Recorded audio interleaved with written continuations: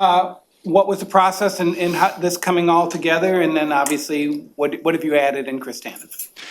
Well, the process, really, this is, we start going, it probably goes back to when we have our mid-year meetings with our pro and amateur scouts. You start looking at every team situation where they're at. Every team's doing that in the league. And then you go through the process of calling teams, where they at, and, if you're in the playoffs, what your plans are, if you're out of the playoffs. So you go through that process and it starts to narrow down. Now we're getting a week or 10 days away from trade deadline and things start to tighten up. The league's tightened up, still lots of teams in the playoffs. So you just kind of work through that process, and it came together the last 3-4 days. And then what do you get in Chris Tanev? Well, Chris Tanev, I think first of all, high character. He's a warrior. He plays the game the right way. Plays hard, good size. You can match him up against other teams' best players. Very good in the penalty killing. Just high-end character, high-quality player and person. At times earlier this year, you kind of mentioned you were comfortable with the defensive group you had. At what point did things change to where you wanted to, make this kind of move? Well, I'm still comfortable with the defense group. I think you look at the standings, we're 3 points out of first overall in the league, so something's going right. But as you approach the playoffs, you cannot have enough bodies. We know that. And so anytime you can add a quality player in person, you're just giving yourself a better opportunity, and that's what we wanted to do. This group has played very well this year. They've battled hard. I mentioned we're one of the top 5 or 10 teams in the league. We got good a chance as anybody. You want to supplement them and reward them for the strong season. How important was it to get the deal done at this time before any other team can set the market for a price or anything like that for a player like him? Well, you don't really control that. You go into making discussions. You don't know when things are going to happen, what's going to happen, situations. We got our own personal situations. You got to deal with a cap. You got to deal with injuries, rosters.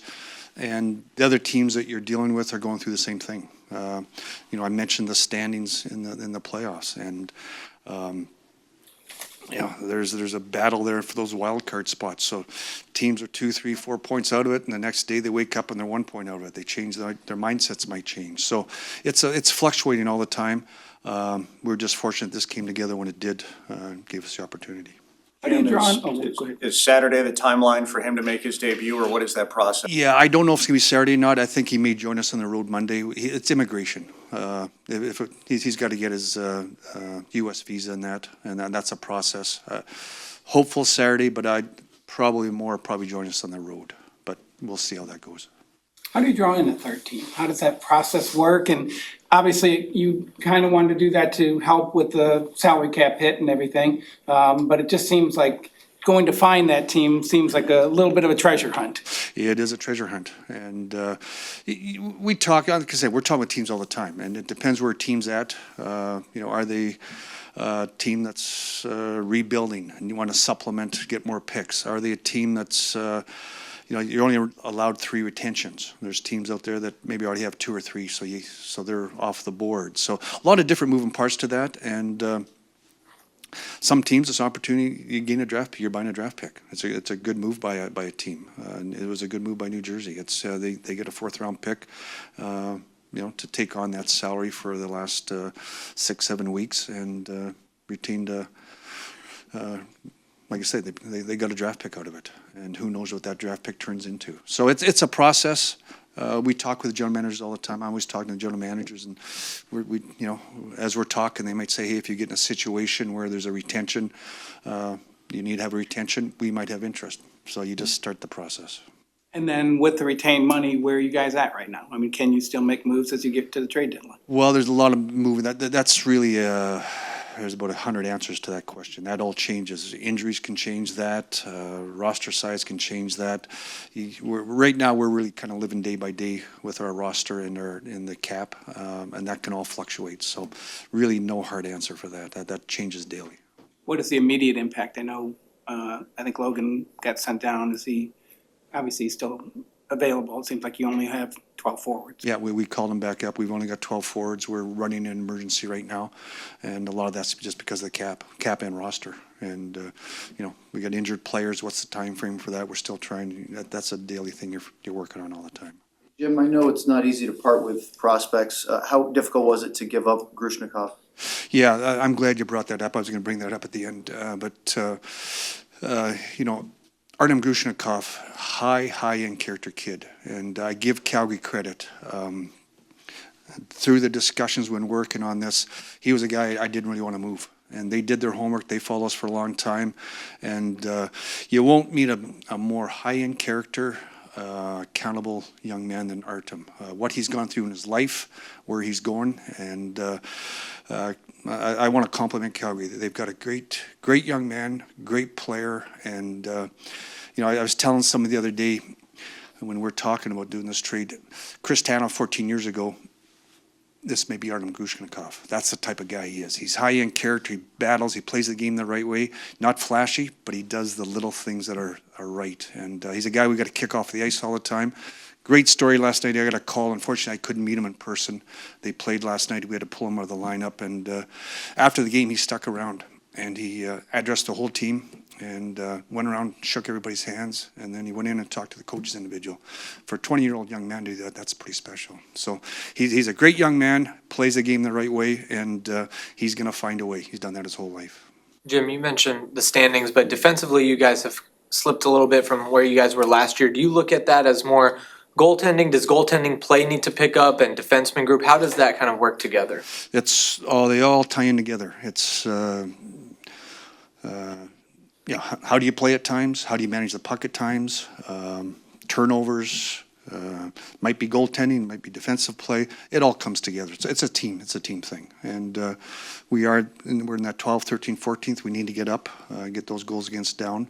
And and you're not going to go in a year, not going to go from being 12th in goals against up to 5th again. But over this next segment, we need to get that down, because to win in the playoffs, you got to be that way. And it's really a team. It's a team thing. It's right from the top on down. We got to play the right way, and everybody got to do their job. Look at the market that you guys had. Was Tanev kind of at the very top of your list for you? Yeah, he was one of the guys at the top of our list. We all know who he is. Like I said, his character speaks for itself. How he plays the game. When you're getting into the playoffs, you need those type of players, warriors and stuff. And that's who he is. He's going to battle through everything. He's going to block shots. It's about the team, and that's how you win. And that's what he's got in his DNA. When you engage in discussions with teams, do you start from a point of, hey, Logan, Maverick, and Leon are off the table, or is it a blank slate? How do you approach those discussions? Teams call, and we just start talking, and I need to know where they're at. They need to know where I'm at, and you just slowly go through the process. And there can be things that change in that. Maybe there's another player gets added to something, so now you're going to change. So it's really, you just walk through it, and it gets narrowed down pretty quick. But then you get down to the nitty-gritty, and that's when, they were pushing for certain things, and I was trying to hold out. But in the end, you find something that works for both parties. Jim, what does this move say about the belief that the window is open now for the Stanley Cup run? Well, I just don't see, we got a good team. We got to go out and do it now. But I like I said, I think we as good a chance as anybody. But I've been around a long time. It's hard to win the Stanley Cup, and it's a battle and it's a war. So let's give ourselves the best opportunity. Let's get our roster as good as we can get it, and let's start playing the right way now, and that gives us the best chance. But it's a grind, and that's why we talked about need to add in the depth. I talked about. I'm pretty comfortable with our forwards. We talked about Logan Stankoven, Maverick Bork, Oscar Bach, Martin Blummel, during the year what they're doing down in Texas. So I'm comfortable with our forward group. We've had a lot of injuries down in Austin. Gavin Bayreuther hasn't played one game this year. We're going to finally get him back. Liam Bischel's coming back from Sweden. So we're starting to add some depth, and I thought we needed to add some depth on the back end, and it was important to do that. Last year, when you won GM of the Year, it was a group effort from your front office and stuff, and then you guys went out, signed Duchesne, and now this. What can you say about your team and how important everyone has kind of been to this process? Well, that's the most important thing. I got a great staff, and right from start of the year to where we're at now, going into our meetings, looking who's available and stuff. It's the pro scouts, amateur scouts out there. It's identifying prospects that are available, and then we had to work some cap magic here too. It's the hard cap has made it hard. I'm a big believer. You need to build your team in June and July and August, and then supplement the way you can, and that's what we did. I thought we did this year, and then we needed to add to supplement something, and that's because of the cap. We had to get. It was tricky, but we found a way to do it, and it worked out well for us. Jim, you touched on your depth, but is there any updates on Tyler's timeline or Donov's timeline? Tyler's week to week, and then Dadonov's the same way. He's probably longer term. Dadonov's longer term than Sagan is. We'll just have to monitor that and see where it goes. But the Dadonov is longer term, and we'll see where that goes. But Sagi, he's week to week, but doing much better. Jim, you said no easy path, but does that make it more important for maybe first in the division or first in the conference this year, knowing you can maybe avoid Colorado or Winnipeg in the first round? I mentioned I've been around a long time, and it really doesn't matter who you play. Like it's easy to sit there now and say, boy, you'd like to have this matchup and do this. Be careful what you wish for. I've lived that many times, and the biggest thing is really how we play. We got to get our game going to the level we need to be at, and do that consistently. And if we do that, we're going to be fine. And but to say, boy, we want to get this, or who we're going to match up with, to win the Stanley Cup, you got to be the best, and that's the challenge. Jim, I know you've always said you can't ever have enough defensemen, but was there in talks with Calgary and stuff, was there ever any conversation about having to send out one of the defensemen you already have here? No. That would have gone against what I'm trying to do. I knew I couldn't. I didn't want to lose anybody else I needed to add. So I didn't want to get into that where I moved something. Now I still got the hole in the dike, and I couldn't have that. Do you feel pretty good about making this move and still keeping your first round pick? Yeah, that was probably one of the priorities. It's hard to move first round picks. We've been doing it. We haven't been moving first round picks, but we've been losing picks, and I don't want this organization to wake up in 5-6 years and we're in that rebuild and that. We're trying to keep this going. We want to be competitive all the time, and I've given up a lot of picks the last 2-3 years. Now our scouts have done a great job, but it's a balancing act, and I just want to make sure that we're still. You want to be the best team you can be, but you got to have a big picture too, and so it was important to keep that first round pick.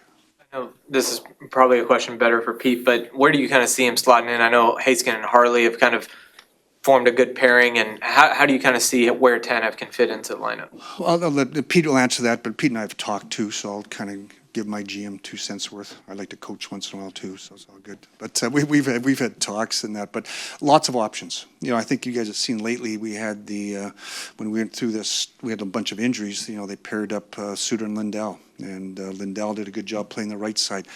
I think we got lots of options. We got Heiskanen and Harley can play together, or can you split them up? We're going to find out. First of all, we got to get Chris in here. Let's get him settled in, see where he's at, and usually that chemistry starts to build. But it gives us lots of options.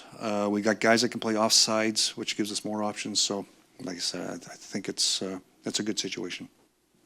As you creep closer to the deadline, do you feel like the urgency in the calls has picked up? Knowing it's a week out now, or it's starting to, yeah. The toughest part has been just how close the league is.